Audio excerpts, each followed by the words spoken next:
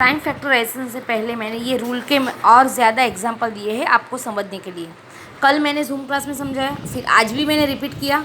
अब मैं more examples में दे रही हूँ वो रूल्स के। देखो, अब पहला रूल ये है कि अगर मेरे पास कोई नंबर है 36, इफ़ 36 इज़ डिविजिबल बाय 18, अगर 36 18 से डिविजिबल है, देखो यहाँ पे करके दिखाया, 36 डिवाइड बाई 18 तो 2 आता है आंसर, मतलब रिमाइंडर नहीं बताया, एग्जैक्टली डिवाइड है तो डिविजिबल है।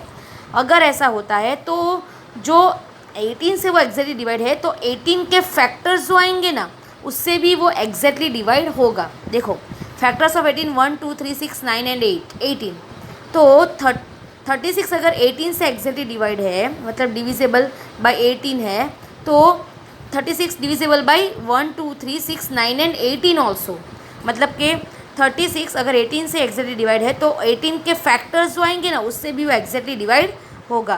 सो 36 is divisible by factors of 18, 36 is divisible by 18, then it is also divisible by factors of 18। देखो यहाँ पे करके दिखाया है, 18 का फैक्टर मैंने लिया है 36 डिवाइड बाई 3, तो 12 3 सा 36 आंसर 12 आएगा। 36 डिवाइड बाई ये 2 लिया तो भी 18 आंसर है।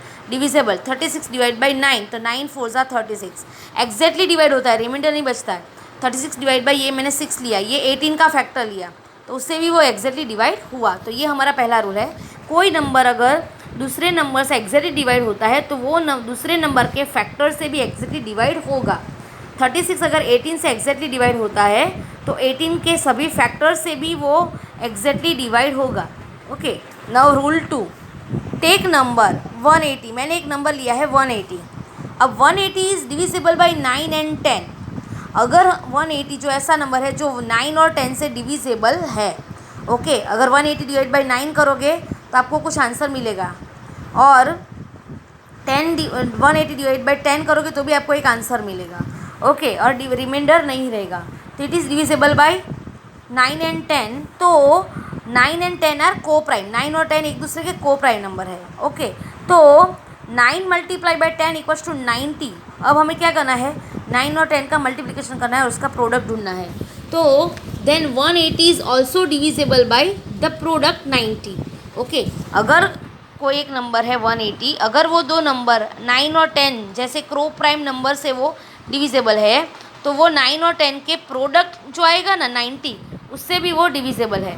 अब देखो यहाँ पे, देखो यहाँ पे मैंने करके नहीं दिखाया, लेकिन आप समझ लो कि 180 9 से डिविजिबल है एंड 180 10 से डिविजिबल है। अब मैंने 90 यहाँ पे मल्टीप्लिकेशन किया है, ओके। देखो यहाँ पे दिखा रही हूँ, वेट, सी 9 180 डिवाइड बाई 9, तो आएगा आंसर हमारा 20 आएगा, ओके। क्या आएगा, 20 आएगा।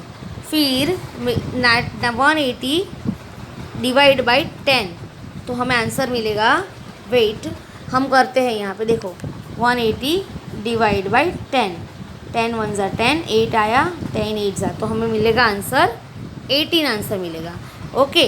तो देखो 180 is divisible by 9 and both 10, okay. तो उसका जो प्रोडक्ट आया ना 90 से भी 180 डिवाइड होगा। अब मैं यहाँ पे करके दिखाती हूँ, 180 90 से भी डिवाइड होगा, 90 2 ज़ा 180 आ जाएगा, okay. So 180 is divisible by 90 also, और आंसर आया 2।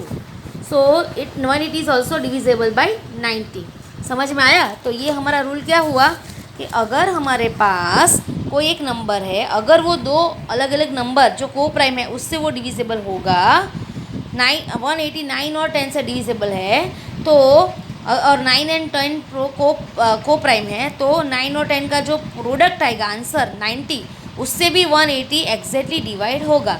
देखो 180 9 से एग्जैक्टली डिवाइड होता है, 180 10 से एग्जैक्टली डिवाइड होता है, तो 180 90 से भी एग्जैक्टली डिवाइड होता है। 90 is the product of 9 and 10, okay. So this is our rule 2। अब रूल 3 बहुत ईजी है, टेकन 2 नंबर्स, हमें 2 नंबर लेने हैं। सपोज मैंने लिए 12 एंड 15, चलो अंदर जो रहे थे मैंने अलग एग्जाम्पल लिए है। अब 12 और 15 बोथ आर डिविजिबल बाई 3, ये दोनों ऐसे नंबर है जो 3 से एग्जैक्टली डिवाइड है। देखो मैंने दिखाया है, 12 डिवाइड बाई 3 4 आता है, एंड 15 डिवाइड बाई 3 5 आता है। अगर हमारे पास दो अंदर ऐसे नंबर है जो 3 से सपोज 3 से एग्जैक्टली डिवाइड हो रहे हैं, तो वो दोनों नंबर 12 एंड 15 का जो सम आएगा वो भी 3 से एग्जैक्टली डिवाइड होगा। देखो यहाँ पे करके भी दिखाया 27/3 divide by 3 equals to 9 answer आ गया। मतलब कि अगर दो नंबर हमारे पास है, अगर वो दोनों नंबर 3 से एग्जैक्टली डिविजिबल है, तो उन दोनों का एडिशन जो करेंगे तो जो आंसर आएगा सम, वो भी ये 3 से डिविजिबल होगा। देखो 12 divide by 3 equals to 4, 15 divide by 3, 3 4 ज़ा 12, 3 5 ज़ा 15। तो अब हमें इन दोनों का total 12 plus 15 equals to 27। Okay, तो 27 को भी हम 3 से डिवाइड करेंगे तो 3 9 ज़ा 27 आंसर मिल जाएगा, मतलब 9 आंसर मिलेगा। सो this is our third rule. अब सेम रूल लेकिन माइनस, अगर दो नंबर है, अगर वो 3 से डिविजिबल है तो उनका एडिशन जो होगा सम होगा वो भी 3 से डिविजिबल होगा। यहाँ पे रूल 4 में क्या है, हमें दो नंबर ले रहे हैं 40 एंड 10।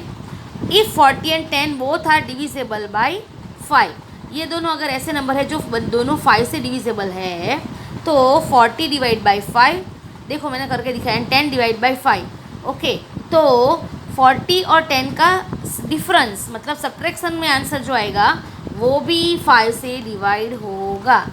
ओके, चलो आप देखो ना, 40 divide by 5 equals to 8, 10 divide by 5 equals to 2 है, तो 40 और 10 का difference 30 divide by 2 is also possible.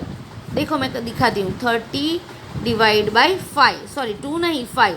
अगर 40 और 10 से हम 10 को हम 5 से एग्जैक्टली डिवाइड कर सकते हैं, तो उन दोनों का डिफरेंस जो आएगा वो आंसर है 30, उसको भी हम 5 से एग्जैक्टली डिवाइड कर सकेंगे। 5 6 ज़ा 30। ओके, तो हमारा आंसर आया 6। सो this is our 4 rules. I hope कि अब मैंने एक्सप्लेनेशन भी दे दिया है, मैंने आपको वो समझा भी दिया, एक्स्ट्रा एग्जाम्पल भी दिए। अब आपको खुद रीड करना है and try to understand. So this is our 4 rule.